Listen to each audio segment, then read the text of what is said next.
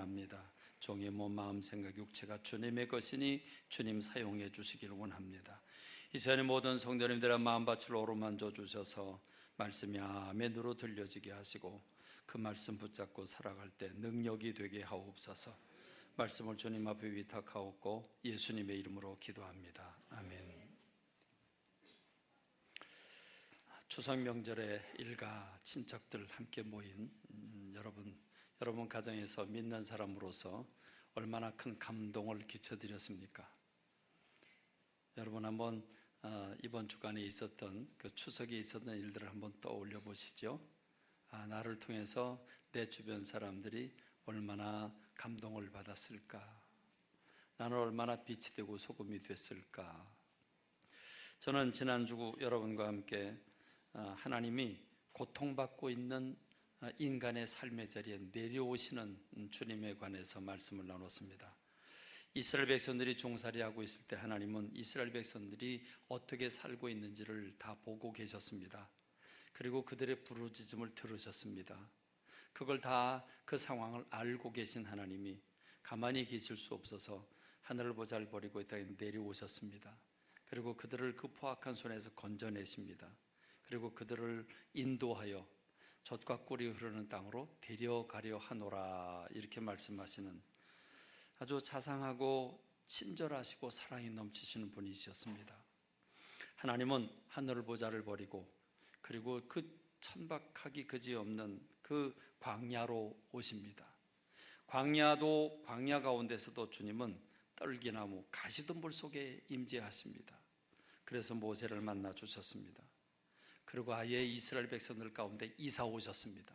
성막을 건축하게 하시고 그 성막이 주님의 거주지로 성막을 통해서 이스라엘 백성들 가운데 구름 기둥과 불 기둥으로 이스라엘 백성들 가운데 있다고 하는 것을 늘 깨우쳐주고 그리고 그들을 만나주시고 말씀해 주셨습니다. 그런데 하나님은 그것으로 그치지 않으셨습니다. 하나님은 아예 육의 몸을 입으시고 어린아이의 모습으로 육체를 입으시고 오셔서 사람들 곁에 서셨습니다. 바라보게 하셨습니다. 그리고 말씀하시고 병을 고쳐주시고 임마누엘의 하나님이 되셨습니다. 그리고 그 하나님은 거기서 그치지 아니하시고 피조물들의 피조물인 인생들이 창조주인 예수 그리스도를 십자가에 못 박도록 허락하셨습니다. 십자가의 당신의 몸을 내어 줌으로 말미암아 우리가 죄로부터 구원을 받고 사망으로부터 생명을 부여받게 된 줄로 믿습니다. 우리는 이러한 하늘 보좌를 버리시고 이 땅에 자기를 버리고 내려오셔서 사람들의 삶의 자리에 찾아오시고 당신을 내어드려서 육체가 되신 창조주가 피조물이 되신, 그리고 피조물의 손에 의해서 죽임을 당하시고 구원을 베풀어 주신 그 하나님의 은혜를 생각하면서 우리는 감동하고 감격하고, 그래서 우리는 예배라고 하는 예배를 통해서 하나님 앞에 영광을, 그 감사를 표현합니다. 온몸으로 찬양을 하고 예물을 중심으로 신앙을 고백하면서 하나님 앞에 드리면서 감사하고, 그리고 삶의 현장에서 삶을 통해서 하나님을 예배합니다. 주님은 그렇게 하늘 보좌를 버리시고 내려오셔서 모든 걸 다 주심으로 말미암아 우리로 회복하게 하시고 천국을 맛보게 하셨습니다. 그런 예수님이 당신을 따라오는 사람들에게 아무든지 나를 따라오려거든 자기를 부인하고 자기 십자가를 지고 나를 따르라고 했습니다. 곧 우리가 우리의 것을 내려놓고 일가 친척 가운데 이런 추석 명절을 맞으면서 믿는 사람들이 곳곳에 적어도 800만, 1000만에 이르는 성도들이 각 가정 친족들에게 묻혀서 거기서 하나님처럼 자기 모습을 내려놓고 섬기고 나눔으로써 감동을 주고, 그래서 맛깔나게 하고 행복하게 하는 공동체를 이루라고 주님 우리를 보내신 줄로 믿습니다. 혹시 추석 명절 맞으면서 내가 도저히 못 참아서 이제 더는 못 참아, 그리고 폭발을 해버리지는 않으셨습니까? 회개하셔야 합니다. 회개하셔야 합니다. 그렇습니다. 우리가 낮아서 자기 지위와 자기 모든 걸 버리고 섬기고 나눔으로써 나를 통해서, 예수 그리스도를 통해서 우리가 구원받은 것처럼 나를 통해서 내 주변이 행복한 그런 감동이 넘치고 맛깔나는 세상이 되도록 이끌어가는 저와 여러분이 되기를 주님의 이름으로 축원합니다. 그런 의미에서는 조금 더 깊이 말씀을 더 연결하겠습니다. 그렇게 우리를 위해서 이 땅에 내려오셔서 아예 우리의 모습을 입으시고 우리를 위해서 피조물에 의해서 죽임을 당할 만큼 모든 걸 다 내어주신 주님, 십자가에서 죽으신 주님은 어떻게 되셨습니까? 그렇게 희생함으로써 그의 삶이 끝나셨습니까? 무덤 속에 갇히시는 것으로 끝나셨습니까? 아닙니다. 우리 주님은 다시 사셨습니다. 부활하셨습니다. 예수님은 생명의 주인이신 까닭에 생명의 주인이 무덤 속에 갇혀 계실 수가 없었습니다. 창조주이신 까닭에 육신의 무덤에 갇혀 계실 수가 없었습니다. 그래서 주님은 무덤을 여시고 부활하셨습니다. 주님은 죽음을 이기시고 부활하셨습니다. 여러분, 예수님께서 죽음을 이기시고 부활하신 것이 도대체 우리와 무슨 관계가 있단 말입니까? 우리를 위해서 이 땅에 내려오시고 우리를 위해 죽으신 예수님, 그렇다면 예수님의 부활은 우리와 어떤 관계를 가질까요? 고린도전서 15장 19절로 20절의 말씀은 예수님께서 십자가를 지시고 부활하심으로 말미암아 잠자는 자들의 첫 열매가 되셨다고 말씀하고 있습니다. 잠자는 자들, 죽은 사람들의 첫 열매라고 하는 것은 두 번째, 세 번째 남은 열매가 달리기 마련인데, 예수님께서 예수님 혼자만 사신 게 아니라 우리 모두가 예수님으로 말미암아 부활의 영광을 누릴 수 있게 되었다, 영원한 생명을 얻을 수 있게 되었다고 말씀하고 계시는 겁니다. 만일 그리스도 안에서 우리가 바라는 것이 다만 이 세상의 삶뿐이면, 이 세상에서 우리가 누리고 먹고 마시고 즐기는 게 다라고 한다면 모든 사람 가운데 우리 믿는 사람들은 가장 불쌍한 사람들이 될 것이라. 그러나 사망이 한 사람으로 말미암은 것처럼 죽은 자의 부활도 한 사람으로 말미암는데, 바로 아담 안에서 모든 사람이 죽은 것 같이 그리스도 안에서 모든 사람들이 새 삶을 얻게 되었다고 성경은 말씀하고 있습니다. 예수님은 요한복음 11장 25절에서 이렇게 말씀하시죠. 나는 부활이고 생명이니 나를 믿는 자는 죽어도 살겠고 무릇 살아서 나를 믿는 자는 영원히 죽지 않을 것이라. 다시 말하면 예수님을 통해서, 예수님의 부활을 통해서 우리에게 영생을 선물로 주신 줄로 믿습니다. 할렐루야. 그런데 예수님은 거기서 그치지 않으십니다. 예수님은 십자가 지시기 전날 밤 마지막 성만찬을 하고 제자들의 발을 닦아준 다음에 제자들을 모이게 했습니다. 그리고 유언과 같은 말씀을 주십니다. 이제 이 밤이 지나면 주님은 체포돼서 십자가에 못 박히시는데, 그 마지막 밤에 제자들을 불러 앉혀놓고 유언과 같은 말씀을 주시는 것이 요한복음 14, 15, 16장입니다. 요한복음 14장 1절로 3절에 보면 너희 마음에 근심하지 말라. 하나님을 믿으니 또 나를 믿어라. 내 아버지 집에 거할 것이 많다. 그렇지 않으면 너에게 일렀을 것이다. 내가 너희를 위하여 거처를 예비하러 간다. 가서 너희를 위하여 거처를 예비하게 되면 내가 다시 오겠다. 그래서 너희를 내게로 영접해서 나 있는 곳에 너희도 있게 하리라. 여러분, 참 하나님께서 무엇을 바라고 원하시는지 우리가 느껴지죠? 그 하늘 보자 영광의 자리에 머물러 계시지 아니하시고 이 땅에 내려오시는데 광야길에 그 누추하고 천한 곳에 오시고, 그것도 가시던 물 속에 주님이 임재하셔서 모세를 만나 주시고, 그리고 모세를 통해서 이스라엘 백성들 가운데 성막을 짓게 하시고 아예 내려와서 그들 가운데 계시고, 그것도 만족이 안 되셔서 육의 몸을 입으시고 우리와 같이 얼굴을 대면하시고 우리를 위해서 죽으신 예수님께서 하늘로 올라가시면서 주님은 내가 올라가는 이유가 뭔 줄 아느냐? 너희를 하늘로 초청하기 위해서다.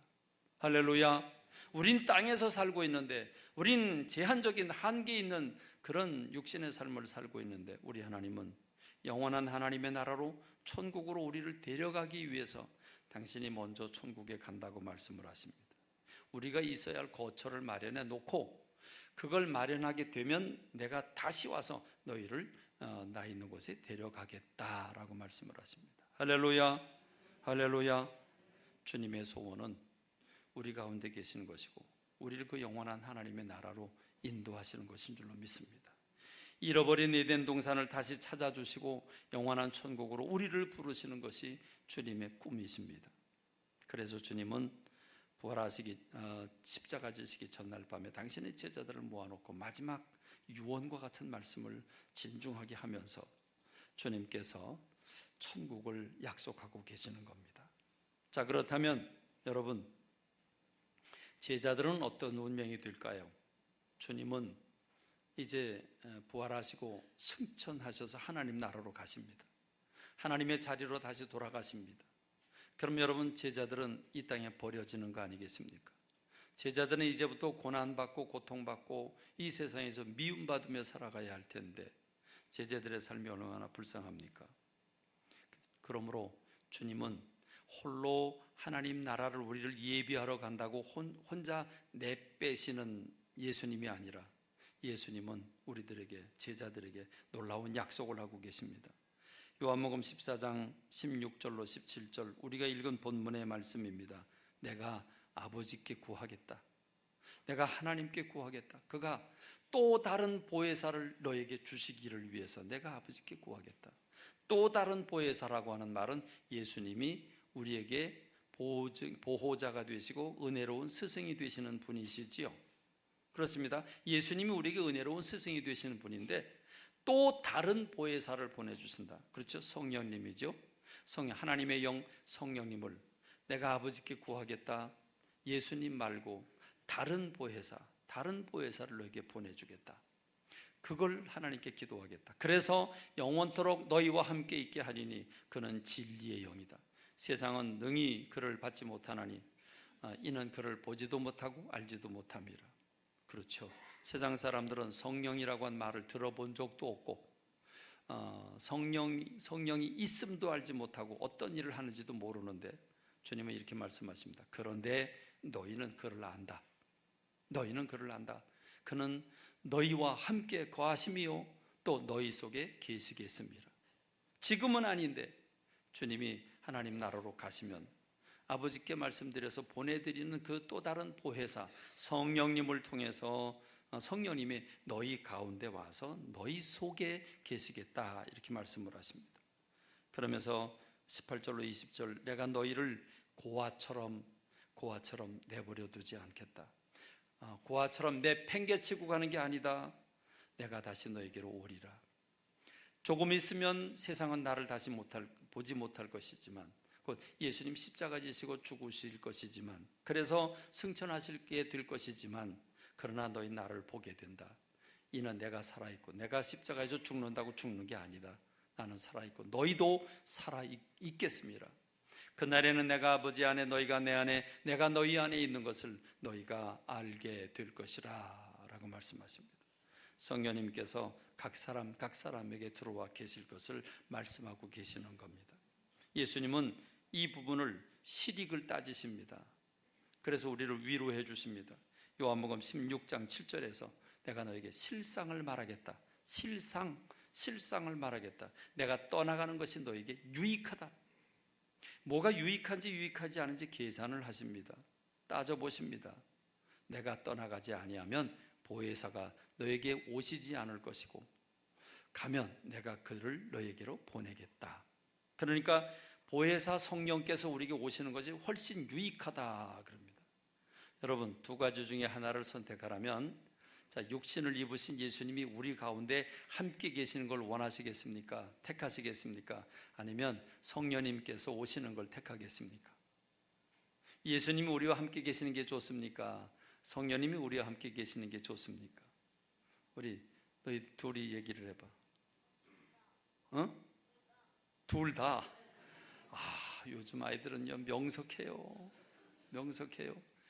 제가 2부 때도 물어봤거든요. 그때 둘 다 그래요.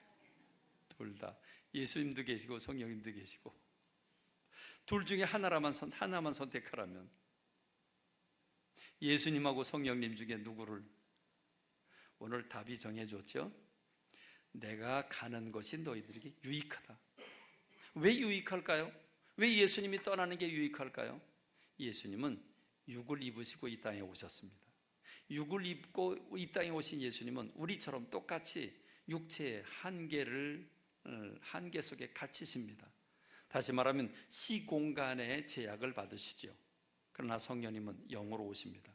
하나님의 영이신 성령님은 이 땅에 오시는데 어떻게 오십니까? 각 사람에게 임합니다. 각 사람에게 임하셔서 떠나지 않으십니다.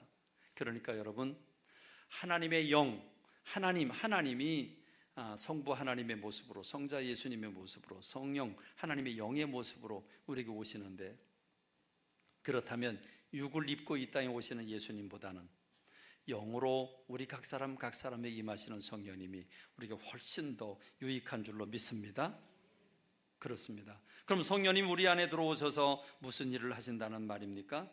요한복음 14장 25절에 보면 보혜사 곧 아버지께서 내 이름으로 보내실 성령, 그가 너희에게 모든 걸 가르치겠다. 모든 것을 가르치겠다. 그렇습니다. 우리는 뭘 해야 되는지 말아야 되는지, 선택해야 되는지 또는 버려야 되는지, 조금 이따 가야 되는지 지금 가야 되는지 잘 모릅니다. 그런데 성령님께서 가장 좋은 길 우리에게 가르쳐 주신답니다. 무엇보다 내가 너에게 말한 모든 것을 생각나게 하리라. 주님의 말씀이 생각나게 하신다고 했습니다. 요한복음 16장 12절의 말씀을 보면 진리의 성령이 오시면 그가 너희를 모든 진리 가운데로 인도하실 것이라 그랬습니다. 그렇습니다.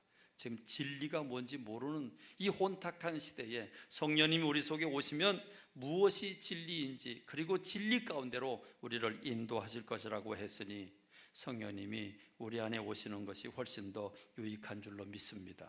할렐루야. 다시 한번 정리합니다.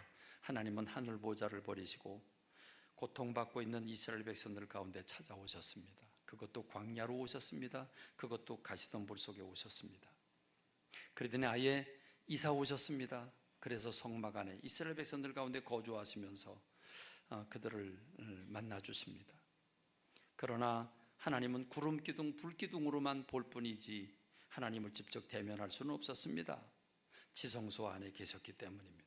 그렇기 때문에 주님은 육의 몸을 입고 이 땅에 오셔서 우리와 함께 하시는, 우리와 같이 눈을 뜨고 우리와 같이 대화를 나누면서 우리 앞에 계신 임마누엘, 우리와 함께 하시는 주님이 되셨습니다. 그리고는 우리를 위해 십자가를 지시고 우리를 죄악 가운데서 구원하셨습니다. 그리고 주님은 부활하셔서 우리에게 영원한 생명을 약속하십니다. 그리고 주님은 승천하시면서 천국을 예비하러 가시고 그 천국으로 우리를 초대하셨습니다. 그리고 지금은 천국으로 올라가셨지만, 지금은 그 하나님 나라로 가셨지만 우리를 고아처럼 버려둔 게 아니라 우리 속에 다시 오시겠다고 말씀하셨는데 성령님의 모십으로 각 사람에게 임하겠다고 말씀하십니다. 여러분, 무엇입니까? 하나님은 하늘 보좌를 버리시고 점점 인간에게로 다가오시고 마침내 각 사람 안에 들어가셔서, 그래서 각 사람 안에서 떠나지 않으시겠다고 말씀하고 계시는 겁니다. 할렐루야. 성령님은 어떻게 오셨습니까? 예수님의 약속은 어떻게 성취되었습니까? 오순절날 마가의 다락방에 120명이 모여서 기도할 때에 성령께서 호련히 신비한 방법으로 두 가지 모습으로 임하셨습니다. 두 가지 모습, 급하고 강한 바람처럼, 그리고 활활 타오르는 불처럼, 그렇게 바람처럼 불처럼 성령님은 불어오셨고 우리 가운데 임하셨습니다. 급하고 강한 바람을 받는데 멀쩡한 사람이 어디 있습니까? 멀쩡한 건물이 어디 있겠습니까? 불덩어리가 활활 부는 불이 지나가는데 가만히 있을 게, 그냥 제대로 있을 게 어디 있겠습니까? 다 타버리게 되지요. 그렇습니다. 이 불덩어리, 이 바람을 맞은 제자들은 180도 변화되었습니다. 깨졌습니다. 부서졌습니다. 죄성인 것과 육신적인 것들이 다 부서졌습니다. 시기하고 질투하고 다투고 분열하고 세상 것밖에 모르던 감정 속에 빠져있던 예수님의 제자들이 완전히 변화되어 새 사람 되었습니다. 그래서 새로운 공동체를 만들었습니다.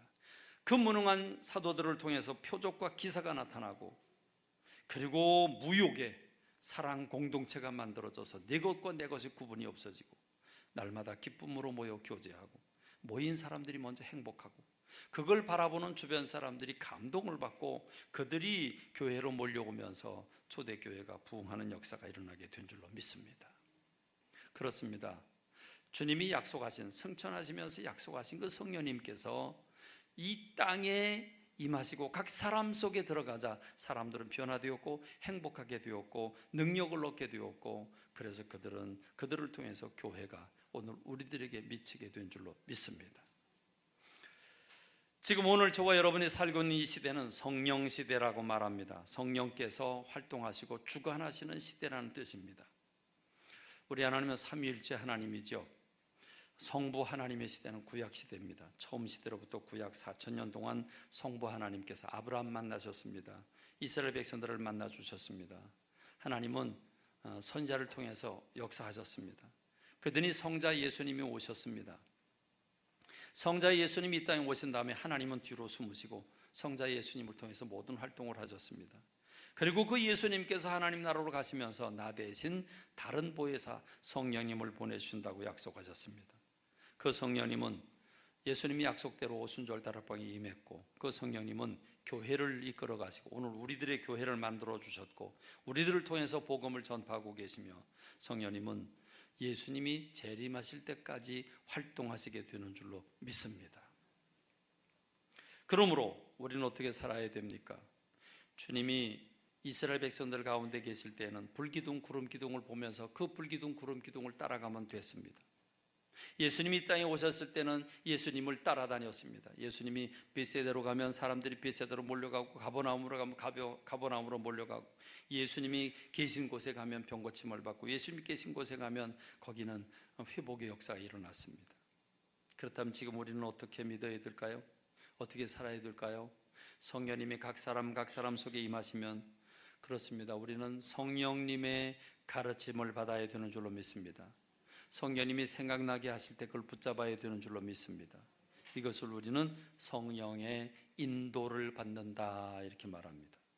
그러므로 오늘 성령 시대에 사는 하나님의 사람들은 하나님이 눈에 안 보이고 예수님 하나님 우편에 계신다고 했는데, 오늘 지금 우리 가운데 계신 하나님은 성령님을 통해서 말씀하고 계시고 우리를 가르쳐 주시는데, 성령님의 인도를 받는 저와 여러분들이 되기를 주님의 이름으로 축원합니다. 축원합니다. 성령님이 인도를 받는다.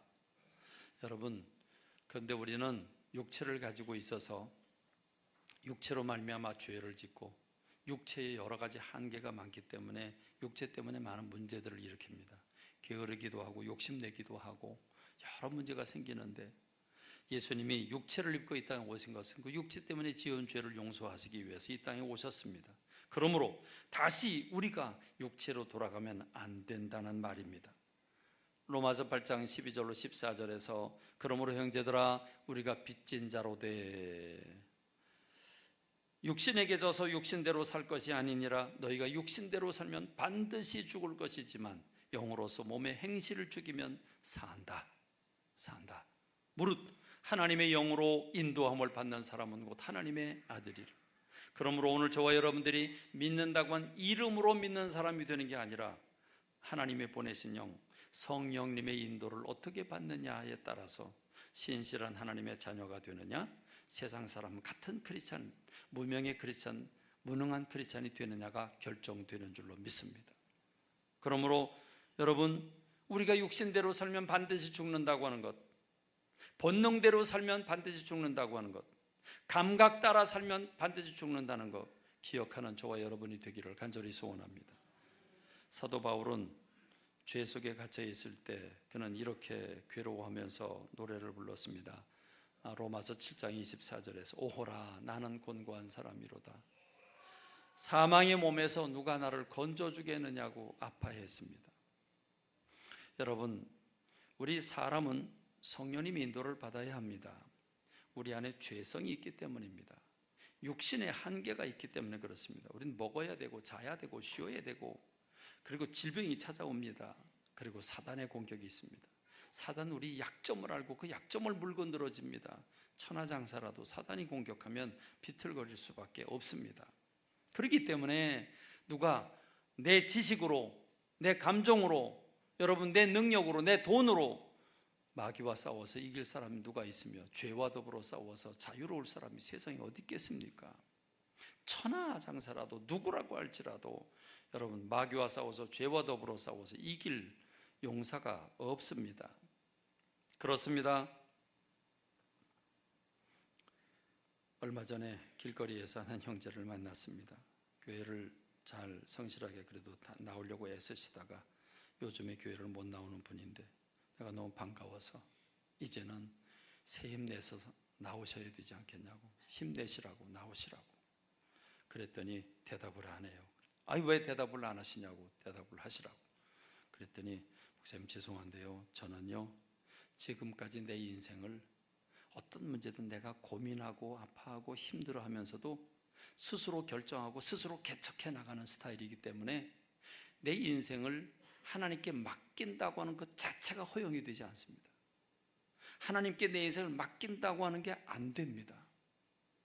제가 그 얘기를 딱 들으면서 그런 얘기를 해줘서 고맙기는 한데 내 마음 너무 가슴이 아팠어요. 너무 아팠어요. 제가 그분에게 해드릴 얘기가 없는 거예요. 그래서 이렇게 얘기를 했습니다. 내가 나 스스로 나를 믿고 내가 행동할 때 어느 누구도 자유로울 수 없습니다. 예수님께 그 인생을 맡겨야 됩니다. 근데 난 맡기는 게 안 된다고 얘기하는 그분에게 내가 할 수 있는 일은 하나밖에 없었습니다. 하나님, 이 형제에게 영적인 깨달음을 주옵소서. 영의 눈이 열리게 하셔서 그 이치와 비밀을 깨닫게 하옵소서. 내가 할 수 있는 일은 그것밖에 없었습니다. 너무 가슴이 아팠습니다. 사도 바울은 자기가 자기 스스로를 의지하고 자기 스스로 노력할 때 얼마나 힘들고 어려운지에 대해서 로마서 7장에서 말씀하고 있습니다. 로마서 7장 18절에 보니까 내 속 곧 내 육신에 선한 것이 거하지 아니한 줄 내가 아노니 원함은 내게 있으나 선을 행하는 것은 없노라. 내가 원하는 바 선은 행하지 아니하고 도리어 원하지 아니하는 바 악을 행하는도다. 만일 내가 원하지 아니한 그것을 하면 내가 한 게 아니고 내 속에 거하는 죄가 한 거다.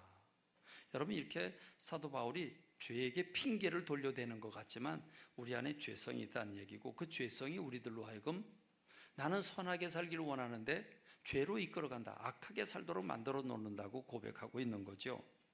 사도 바울은 로마서 7장 21절에서 이렇게 고백을 합니다. 내가 한 법을 깨달았다, 한 이치를 깨달았다. 그 이치가 뭐냐면 선을 행하기 원하는 나에게 악이 함께 공존하고 있다고 하는 사실을 깨달았다. 내 속사람으로는 하나님의 법을 즐거워하지만, 내 영은 하나님의 법을 즐거워하지만, 그러나 내 지체 속에서 또 다른 한 법이 내 마음과 내 마음의 법과 싸워 내 지체 속에 있는 죄의 법으로 나를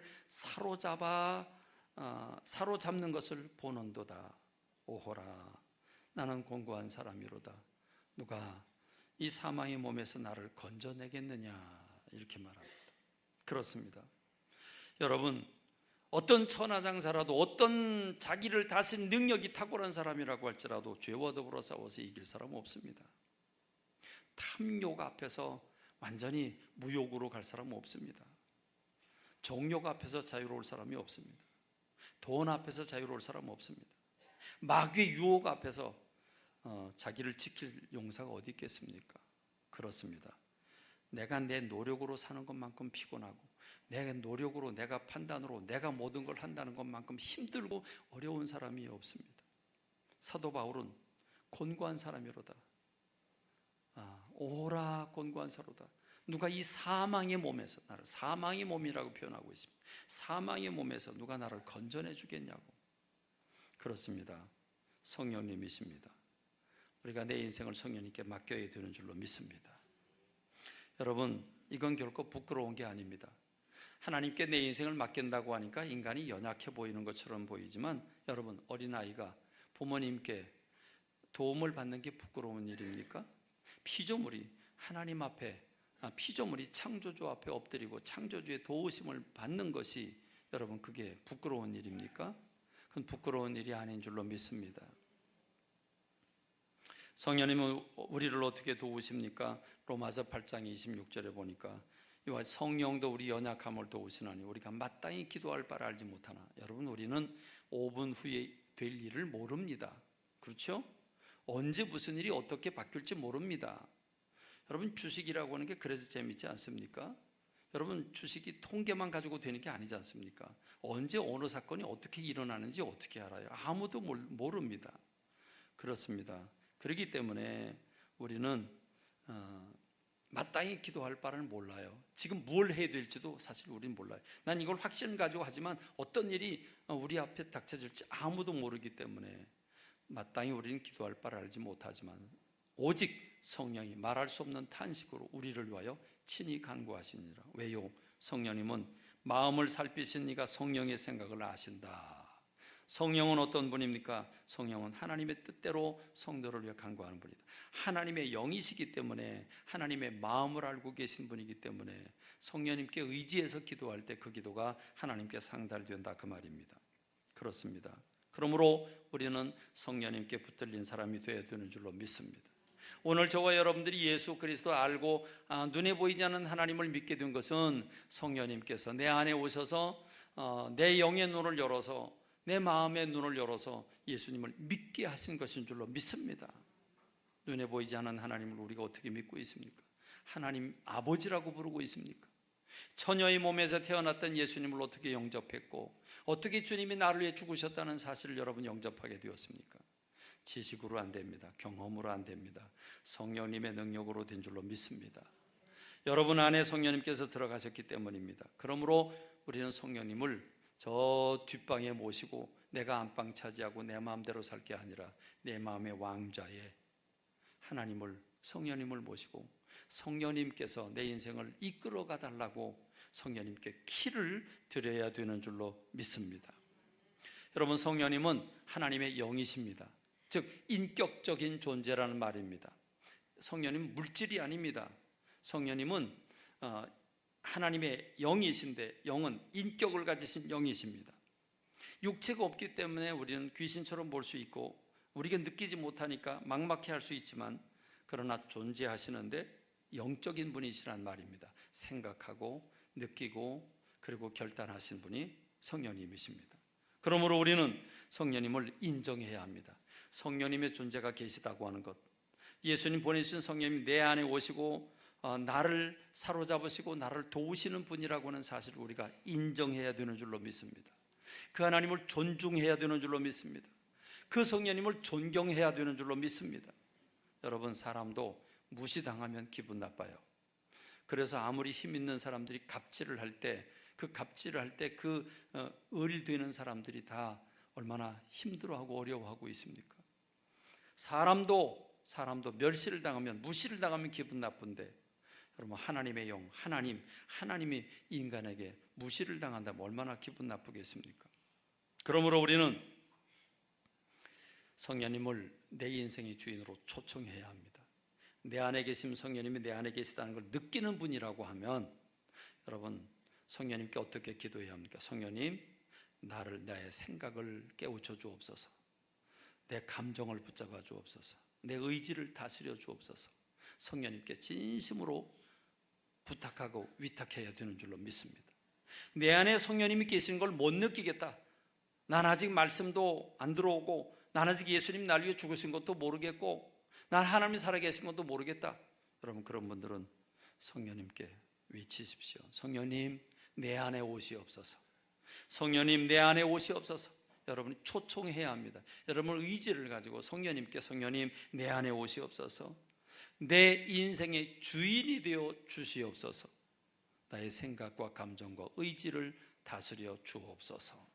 여러분, 이 기도가 여러분에게 필요한 줄로 믿습니다. 반드시 필요합니다.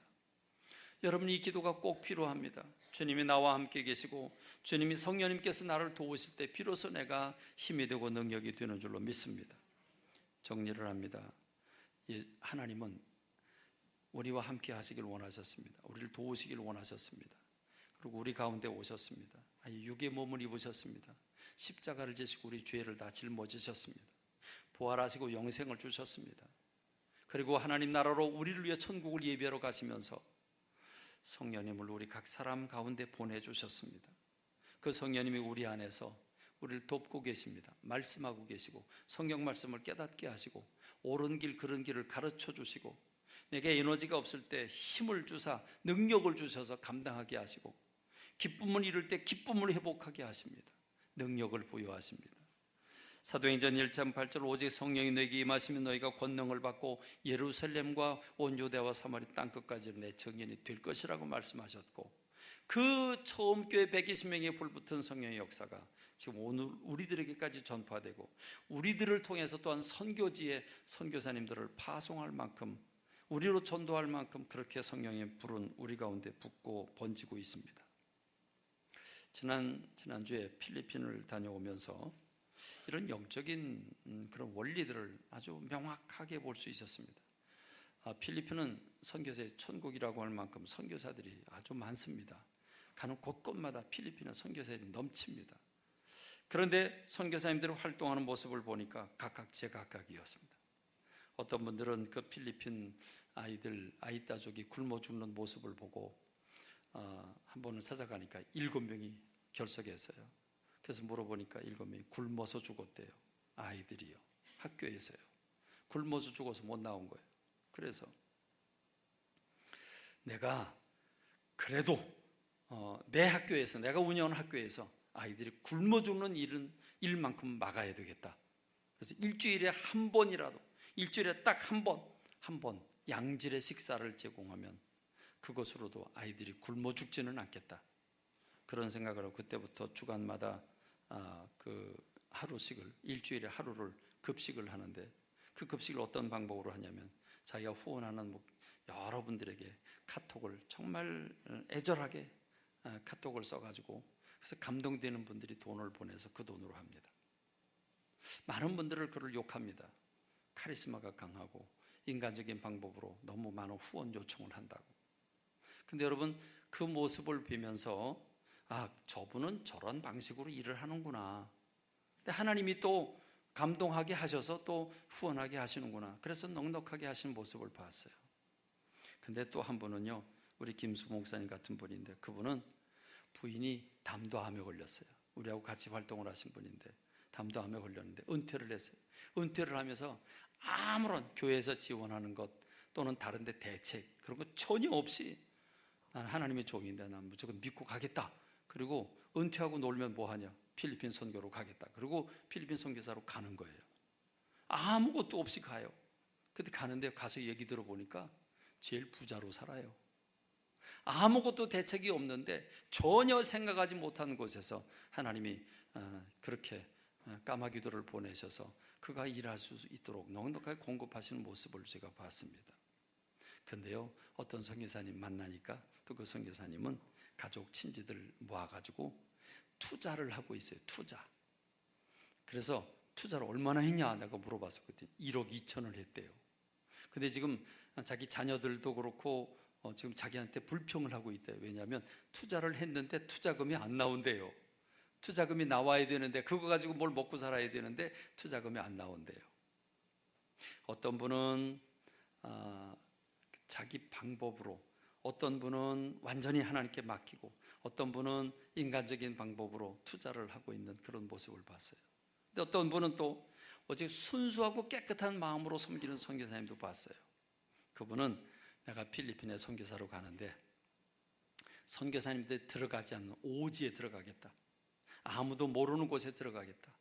그래서 오지로 가요. 오지로 가서 거기서 필리핀 말 배우고 필리핀 사람들을 위해서 선교를 해요. 그런 가운데 알래스카에 필리핀어들이 많이 살고 있다 하는 얘기를 듣고 선교사로 지원을 해서 알래스카를 가요. 알래스카를 가서 한 달 동안 기도를 합니다. 한 달 동안 기도를 하고 한 달 후에 오픈 예배를 드리겠습니다. 근데 마지막 날 오픈 예배 드리기 바로 전날 마지막 날 기도를 마쳤는데 한 분이 대문을 두드려요. 왔는데 필리핀어예요. 이 동네에 한국인이 왔다고 들었는데 김치 담그는 법 좀 가르쳐 달라고. 자기 김치 좋아하는데 김치 담그는 법을 가르쳐 달라고. 그래서 가르쳐 드렸답니다. 친절하게 다 가르쳐 드리고 떠나가는데 그 마음속에서 저 여자 붙잡아라 그런 마음이 와서, 그래서 그 여자를 불러 세워놓고 내일 우리가 오픈 예배를 드리는데 올 수 없겠냐 그랬더니 자기는 가톨릭 신자라 올 수가 없대요. 가톨릭 신자라 안 된대요. 그래서 알았다고 그러고 갔는데 그분이 그 다음날 오픈 예배 드릴 때 왔어요. 혼자 온 게 아니라 여러 명을 데리고 왔어요. 근데 온 게 중요한 게 아니라 한 번 있다가 끝나고 가면 그만인데, 그날 첫 오픈 예배를 드리면서 완전히 깨졌어요. 오픈 예배를 드리면서 내가 믿고 있는 카톨릭이 잘못됐구나, 내가 믿고 있는 카톨릭이 이게 문제가 많구나, 거기서 그걸 확신하고, 그 순간 그가 모든 카톨릭의 관계를 끊어버리고, 그리고 그때부터 카톨릭에 다니는 사람들을 불러 모으고 참된 복음으로 오라고 함으로써 1년 만에 100명이 넘는 필리핀어가 모이는 교회로 성장하게 됐습니다. 알고 보니까 그는 알래스카의 우체국, 그 우체국의 부국장이었습니다. 그가 복음의 진리를 깨닫게 되니까 확신을 가지고 열정적으로 사람들을 전도해서 100명이 넘었는데, 내가 이 진리를 깨닫고 나니까 이렇게 살 수 없다. 그리고 부국장을 사표를 내고 아예 신학교에 들어가서 목사가 되어가지고 그 선교사님과 함께 활동을 하다가 선교사님이 이만하면 그릇이 됐다 판단을 하고, 그 여자, 그 부국장 그 출신 그 필리핀노에게 교회를 다 맡기고, 그때는 한 200명 되는데 교회를 맡기고, 당신은 또 필리핀에 오지로 들어간다. 그리고 오지로 와서 그 교회를 여러 개 세우고, 그리고 한국에 막 아름다운 글을 써가지고 간절히 호소해서 도와달라고 그런 걸 하나도 하지 않고 그냥 순수하게 필리핀 사람들을 섬기면서 그들을 감동시켜서 교회를 세우고 일하는 모습을 봤습니다. 그렇습니다, 여러분. 저는 여러 모습의 선교사님들을 봤어요. 근데 여러분, 자기가 하는 방식대로 열매를 맺더라고요. 자기 하는 방식대로. 근데 가장 순수하고 깨끗한, 전적으로 맡기는 분들이 오히려 더 하나님의 사랑받는 모습을 보면서 저는 여러분, 우리 모두가 성령님의 인도를 받아야 되는 줄로 믿습니다. 그럼 여러분, 성령님은 어떻게 역사하십니까? 결론은 항상 같죠? 결론은 항상 같아요. 성령님은 말씀과 기도를 통해서 일하고 계시는 줄로 믿습니다. 물이 수도관을 통해서 각 가정으로 흘러가듯이 성령님은 말씀과 기도를 통해서 역사하고 계시는 줄로 믿습니다. 여러분, 말씀을 어떻게 읽고 계십니까? 말씀을 어떻게 적용하고 계십니까? 여러분, 어떻게 큐티하고 있나요? 여러분, 어떻게 큐티를 하고 어떻게 여러분은 말씀 가운데 살고 있습니까? 왜 성령님은 말씀을 통해서 역사하십니까? 성령님은 바로 하나님의 말씀은 하나님의 마음이 담긴 하나님의 마음이기 때문에 그렇습니다. 하나님의 마음을 알기를 원하는 마음으로 성경 읽으면 때로는 한 단어가 내 가슴을 두드리고, 때로는 한 절이, 때로는 한 사건이, 때로는 어떤 사람의 인물이 내 가슴에 들어와 내 가슴을 녹이게 되고 뜨겁게 됩니다. 그럼 나는 그 말씀을 붙잡고 그 말씀에 감동이 돼서 그 말씀을 붙잡고 내가 반응하게 될 때 내가 성숙하게 되고 성장하게 되는 줄로 믿습니다. 기도는 무엇입니까? 지금 이 현장에서 내 사건, 나의 삶의 환경과 사건 속에서 내가 하나님 앞에 지금 아뢰는 그 기도이고, 그 음성을 들은 하나님이 응답하시는 것이 기도 아닙니까? 힘없고 때로는 갈등이 있고 때로는 다툼이 있고 때로는 낙심하고 좌절할 때 우리가 엎드려 기도합니다. 기도가 잘 안 되죠. 안 될 수밖에 없죠. 그러나 몸부림치고 기도할 때 어느 순간에 나도 알지 못하는 확신이 옵니다. 기쁨이 몰려옵니다. 그리고 에너지가 옵니다. 그리고 보입니다. 느껴집니다. 그리고 여러분, 하나님 문제가 해결되는 걸 경험합니다. 그렇습니다. 우리는 기도를 통해서 하나님이, 성령님이 일하고 계시는 것을 느끼고 있는 줄로 믿습니다. 그러므로 여러분, 말씀을 읽지 않은 크리스찬은 가짜입니다. 기도하지 않는 크리스찬은 힘없는 크리스찬입니다. 어떤 방식으로든 기도해야 합니다. 언제 기도하든 기도해야 합니다. 우리는 어떤 방식으로든 말씀 읽어야 되고, 말씀이 내 속에 들어와고, 말씀이 나를 이끌어 가야 됩니다. 왜냐하면 말씀과 기도를 통해서 성령님이 역사하고 계시기 때문입니다. 여러분, 바빠서 못 읽는다고요? 아닙니다. 여러분, 말씀과 기도를 드리지 않는, 말씀을 읽지 않고 기도하지 않는 분, 차라리요 믿음을 포기하세요. 믿음을 포기하고요, 짧은 세월 먹고 마시고 즐기고 그리고 지옥 가는 게 훨씬 나아요. 짧은 세월이라도 먹고 마셔야 되잖아요. 즐겨야 되잖아요. 여러분, 우리는 예수님 믿는다고 말씀과 기도 안 하면요, 신앙생활하는 것도 재미가 없고 세상에 나가서 맘 놓고 퍼 마시고 술 먹고 뭐 하려니까 그것도 안 되겠고 이것도 안 되고 저것도 안 되고 어정쩡한 가운데 제일 불쌍한 사람이 돼요. 그렇지 않습니까? 믿으려면 제대로 믿읍시다. 믿으려면 제대로 믿읍시다. 꼭 새벽 기도를 나와야만 되는 건 아니에요. 근데 새벽이 가장 방해받지 않고 기도하니까 새벽 기도하자는 거죠. 난 새벽 체질이 아니면 저녁에 나와도 괜찮아요. 낮에 나와도 괜찮아요.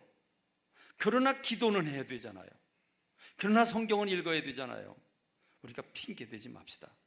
성령님의 인도를 받지 않고는 바른 분별을 할 용사가 없어요. 자기 생각과 자기 경험과 그리고 세상적인 육신적인 것으로 여러분 믿음 생활하려고 하지 마십시오. 그거 거기에 사로잡히면 절대로 자유함을 누릴 수가 없습니다. 그러므로 성령님의 인도를 받는 저와 여러분 되기를 바랍니다. 그게 예수님의 소원입니다. 그게 하나님의 소원입니다. 우리 모두 행복한 신앙생활 하게 되기를 주님의 이름으로 축원합니다. 기도하겠습니다. 하나님 아버지 은혜와 사랑을 감사합니다. 추석 명절에 섬긴다고 섬겼는데, 양보한다고 양보했는데, 그런데 말씀을 듣고 보니 흡족하지 않았음을 깨닫습니다. 하나님 아버지, 우리를 용서하시고 이제 성령님 내 안에서 나를 다스려 주셔서 나를 통해서 영광 받아 주시기를 원합니다. 섬겨지기를 원합니다. 자기 십자가를 지기를 원합니다. 그래서 그들도 행복해지고 나도 행복해지게 하여 주옵소서. 나를 통해서 구원의 역사가 일어나게 하옵소서. 나를 통해서 하나님의 영광이 드러나게 하옵소서. 주님 앞에 바로 서기를 원하는, 말씀과 기도 가운데 머무르려고 하는 주의 백성들을 위로하시고 힘주시고 능력 주시기를 원하옵고 예수님의 이름으로 기도하옵나이다. 아멘.